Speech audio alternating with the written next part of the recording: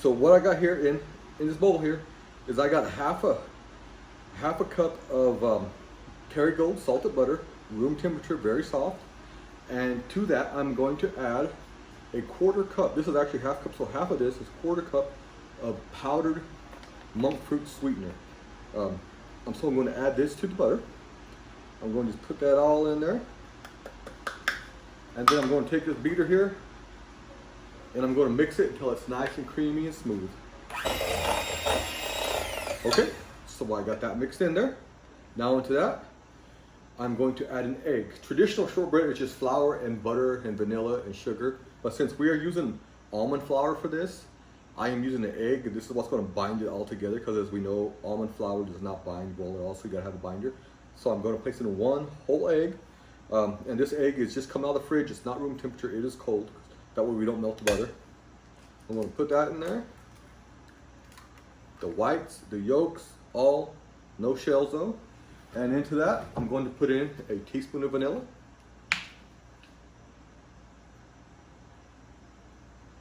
That's that. And then we're going to mix all this up together. Okay. You don't want to, this don't need to be creamy, just make sure it's all mixed in together and all the egg and everything's mixed together. And so into this, we are going to add 1 cup of almond flour. And of course, this cup of almond flour, we are going to sift it to make sure that there's no chunks and lumps and all that stuff in there. So we're going to start with the half a cup and add that in, and then mix it, and then add in the other half a cup. So there's a half a cup. Let me get that out of the way before I can sift this in there.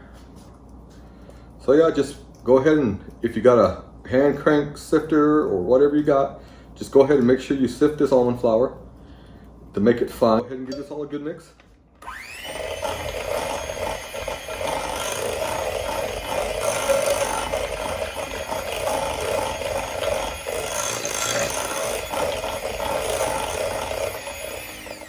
Okay, got that mixed up. Now for the second half a cup.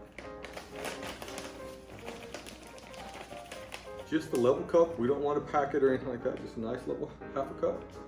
Okay, so this is going to total 1 cup. And again.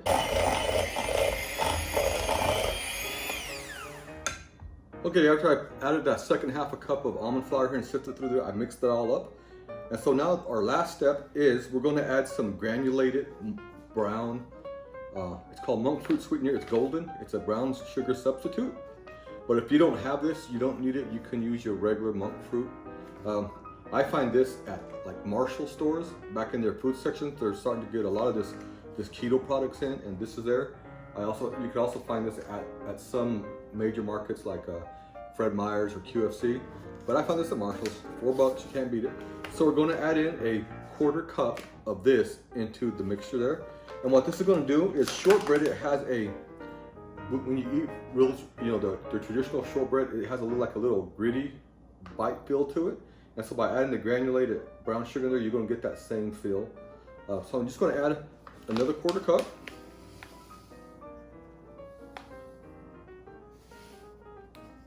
Okay, there we go, just a quarter cup. Going to add that in there. And then I'm going to give it all a good mix up. And so I'm just going to share a secret with you for keto recipes. No matter what it is, the first thing we got to remember is, so I'm calling this shortbread, and it's similar to shortbread, but it's not going to be shortbread. I mean, you cannot find any substitute that's keto that tastes and feels and works just like flour. I mean, there's no ifs, ands about it. So if you go at it as looking at, this is shortbread, oh, but it don't taste like shortbread, don't go at it with that point of view. You want to go at it as this is a keto version of a shortbread, and judge it for the way it tastes on its own, not the way it compares to regular shortbread. So that's just, and that's not just with shortbread, that's with any food that we're trying to make a replacement for a non-keto version. Always going to with that idea that this is going to be what it is for what it is and not what we want it to be. So yeah, okay. So I'm going to mix this all up.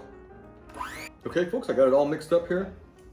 I'm just going to take my spatula and get in here and look at it to make sure that it's the consistency I want. Because sometimes, like I said, even using flour, you have to add a little bit more if it's not where you want it. And so this time, I'm going to add a little bit more of the almond flour. I'm just going to add another 1/4 cup to there, and like always in the description below, there's going to be the recipe on exactly how much I use here. But just for general to start with, you'll want to start with just a 1 cup of the almond flour, and then go from there to see if you need more. And I'm going to put about another 1/4 cup here, mix it up, and then I'll be right back. I mixed some more almond flour in here. I added an extra 1/2 cup, so this is total 1.5 cups of sifted almond flour. But I'm going to make sure all this is down in the description below. So what I'm going to do now with this is what I'm going to be cooking my shortbread on. I'm just making a small batch. I got this little pan. I got a one of them beer can smoker things for my grill. You know, if you put a chicken over it with the beer can or whatever and smokes it. This is a little plate, and it's a perfect size for a shortbread. So I'm going to go ahead. I'm going to place all the shortbread cookie dough. That's what it looks like. You know, it's a nice cookie dough. I'm going to put all of that on here and just smooth it all about, you know, evenly. And then what I'm going to do is going to cover saran wrap, and then I'm going to put it in the fridge for about 30 minutes. I might even put it in the freezer for 10 minutes, just to make the process quicker. But anyway, you want to chill it down until this butter gets hard and it's chilled down and gets hard again, and everything is nice and firm. And so what that will do is it helps it bake better. So I'm going to go ahead and put it in there, place it in the fridge. Okay, folks, so midway through there was a change of plan. Originally I was going to bake my shortbread in that little silver pan, but then I realized that that was designed for a grill, and so it might not be safe to put it in an oven. So I switched plans, and so what I did is I just got my little 8x8 brownie pan out. I put some parchment paper in there, and I went ahead and I just made the dough into balls, you know, just like you do in regular cookies. And then I put it in your fridge and let it set up. I mentioned earlier about the freezer. You don't want to put this in the freezer because then it will freeze. We don't want it to freeze. We just want this dough to firm up and the butter to get hard again for it to be pliable. And so that's what I did. It took about half an hour in the fridge. And so I took it out in the little balls there. I put some parchment paper in here, even though it is a non-stick pan. I'm just that way. And so I put the little balls there, and as you can see here, what I did is I just took a fork and a little bowl of water, and I got the tongs of the fork wet, and then I just pressed the balls down just like you would a peanut butter cookie. And so that is a two-purpose thing. Once, well, you smash your cookies down. But the second is there's a little water on the tongs of the fork, and so it places a little water on the top of the cookies. And so that will help them firm up and crunch up in the oven. It's just a little bit of moisture to it, keeps it from drying out. And so, but now the final step is we got to poke some holes in this whole process. So we're gonna poke some holes in it. So what I got here is just 2 toothpicks, just regular toothpicks, round toothpicks. And I'm not going to use the sharp ends. I'm going to use the blunted end of the toothpick. And I'm just going to take them and start poking holes all through the cookies. And so what that will do is that will prevent the butter from melting and bubbling so much in the cookie, and to give it that nice crunchy flavor. So whatever the hole pattern is you want, just go ahead and punch holes in there to your heart's desire. Yeah, you want, or you can actually, if you want, just take your fork and just go through it like that. That's way easier than a toothpick. You live and learn. You just get the tongs wet and just go through and poke some holes in your cookies.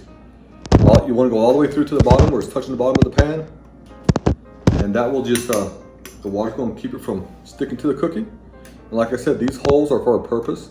It's like when you make a hamburger, you make your patty. If you put a hole right down the middle like a donut, that keeps your patty from shrinking too much and bubbling up, and so it keeps it more uniform. If you haven't tried that, you ought to try that. It's a game changer.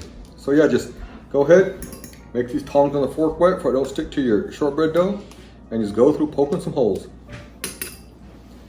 As many, or you want at least 3 or 4 pokes per cookie. Like I said, these holes are necessary to make it crunch up. If not, you will get a softer cookie. So yeah, just poke some holes in it. And then what we're going to do is we're going to put these in the oven, 350 degrees.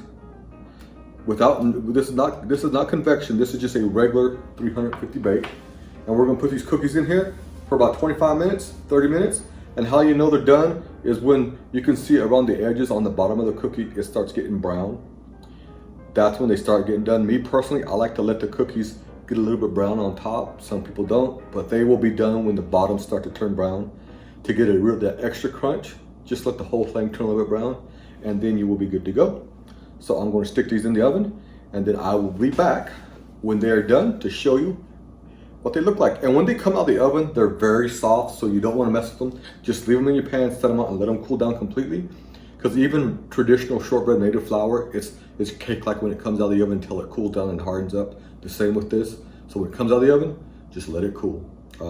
You can let it cool 5-10 minutes, and you can take each one, put it on a cooling rack if you want. Actually, that might be a good idea because if it wants to evaporate, get a little wet on the bottom, it might mess with the crunch. But anyway, I'll be back when they're cooled down, done, and I will show you what they look like. Okay, folks, so the shortbread cookie is done. As you can see, they got brown. I took them out of the oven, let them cool down about 15 minutes, and then I put them in a plate, just set them in the fridge, and let them set it for another 15-20 minutes. And as you can see, they are they're really nice cookies. They crunch. These ones are starting to get crunchy. If you leave them set in the fridge for at least an hour, they get nice and crunchy. They taste very similar to shortbread. They eat well. They are just a really good cookie. So hopefully you like it. You give that recipe a try. Any questions? Just leave a comment. Any requests? Leave me a comment. Like, subscribe, share, all that good stuff. Again, these are just really, as you can see, they crack open. They are not cakey inside. They are crunchy. And they're just very tasty. I really enjoy them. So, all right, folks. That is my keto shortbread. Hope you enjoy it. Until next time, and God bless and good eats.